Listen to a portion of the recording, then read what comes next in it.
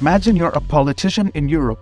Your people are growing increasingly impatient with your policies, and you fear that you might just lose control. All of this due to your inability to deal with the country's many problems, ranging from rising fuel prices to unemployment. Not to mention the hangover from COVID restrictions and the threat of an impending economic recession.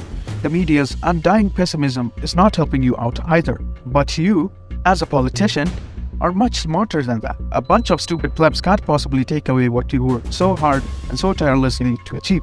So what do? Just make up new problems, ones you can fool others into thinking you can fix.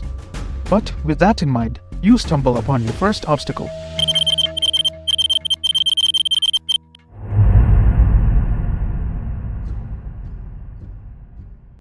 So what do you choose as your first problem anyways?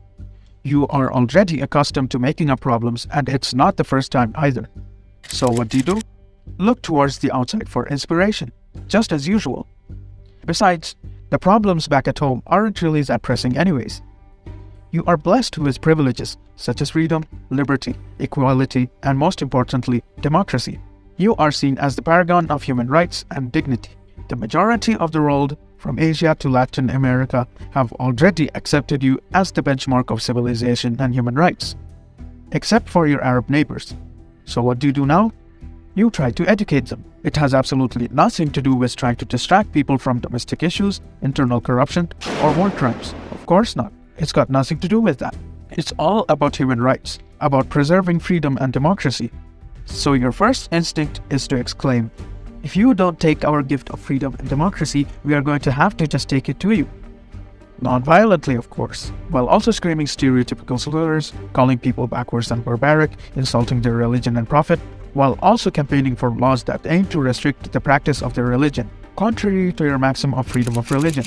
In this video, I cover the politics and economics behind the 2022 FIFA World Cup.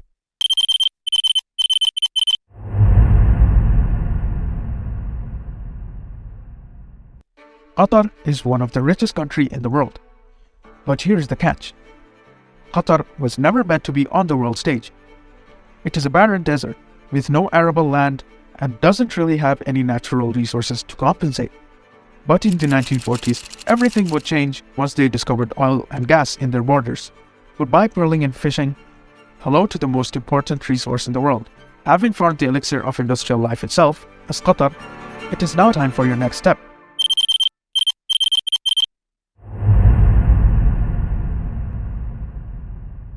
With the export of oil being in high demand globally, economic prosperity is absolutely inevitable. You invest into education, healthcare, and other sectors to develop your country, just as any other country getting rich would. But you know very well that all this is meaningless in the long term, so you don't really play your hopes up.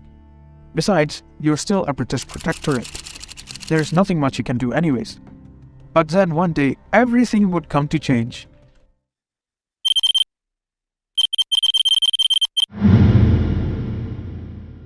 In 1971, you finally gained independence from the British. To add to the festive mood, you hit yet another jackpot. You discovered the world's largest natural gas field to your northern coast. The area is so massive that it's larger than the area of your tiny little country. By 1989, you begin production there and call it the North Field. As the nation's wealth continues to grow at unprecedented levels, you get as ambitious as ever. You see that your neighbors, the UAE and Saudi Arabia, are thriving, and you don't really want to be left behind.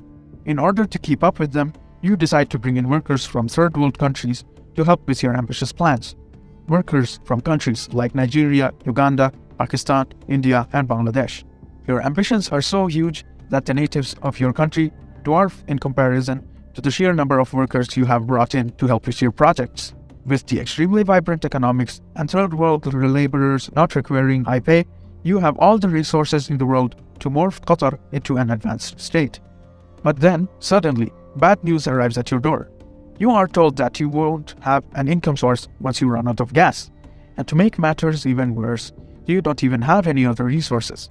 The list of problems seems to be endless, and you are still overshadowed by your successful neighbors. It's two, Ronaldinho into the area.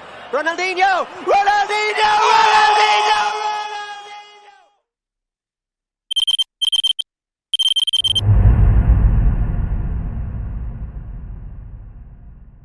In December 2010, Qatar was awarded the hosting rights for the 2022 World Cup, turning the football world on its head. The winner to organize the 2022 FIFA World Cup is Qatar. This brought the tiny Gulf nation into international spotlight, causing a surge in global attention. Many would begin to say, "We have never even heard of this country. How did such a small country that we have never heard of before secure the greatest and most prestigious sporting event?" But Qatar didn't really care. While everybody else was causing worry due to depletion of Qatar's oil reserves, it was already looking at its neighbor, the UAE, for inspiration. Qatar just got the global attention and international coverage they were hoping for. The answer to their over-reliance on natural gas was tourism. Qatar would for subsequent years be the talk of the town, getting unprecedented levels of coverage. But not all attention meant good attention. Being at the spotlight for the World Cup meant that the pesky and annoying international human rights groups and activists would be at Qatar's throats. It would help solve many issues such as mistreatment of migrant workers, the kafala system, which allowed for confiscation of passports by employees and cheap plays.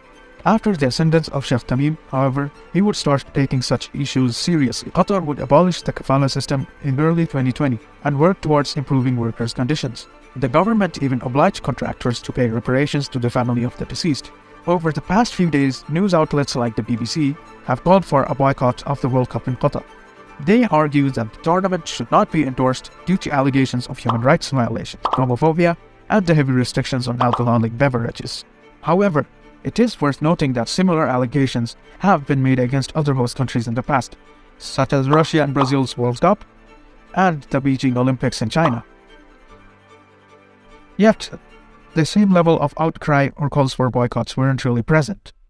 It is important to approach these issues in a fair and balanced way, without overlooking the incentives behind the blatant virtue signaling. Players from European countries would be told to wear a One Love band with rainbow colors to protest against Qatar's anti-LGBT laws and sentiments. But what they forgot is that Qatar is not just a random rich country in the Middle East. Qatar has been owning one of the largest and strongest broadcasting and media conglomerates in the world for 2 decades now. While Western media has been attacking the Gulf country relentlessly, Qatar has been quick to take a counter-offensive. It also didn't help that prominent Muslim speakers in the West began pointing out fatal flaws and hypocrisies. This would lead to the inevitable rise of the counter-narrative.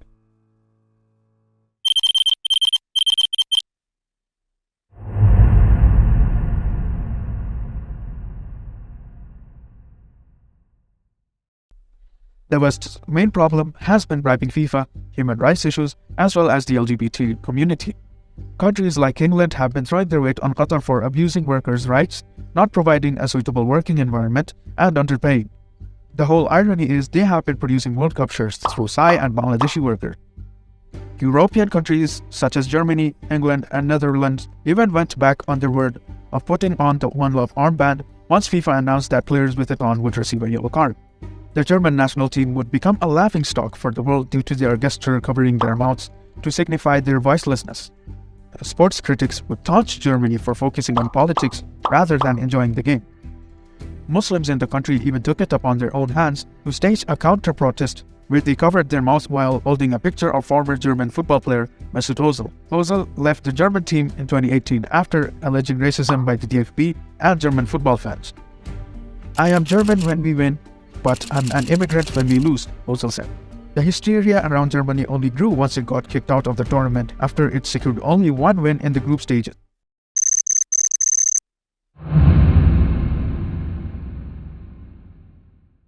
The media has been in a voracious campaign to turn the World Cup into a political battlefield. Even Piers Morgan called out the Western media for this. Once a weak nation with no resources is now at the forefront of economic and international success, boasting a strong and robust economy, coupled with great influence on media and in the international scene. The World Cup being held in a Muslim country for the first time has also led to enthusiasm and exude of emotion by Muslims, and it also gave a sense of pride. Out of the 22 World Cups since 1930s, this is the first time a Muslim country ever had a World Cup despite making a fourth of the world's population. So guys, if you enjoyed the video, please like and subscribe to the channel. Also leave down comments on what you want me to make a mini documentary on next.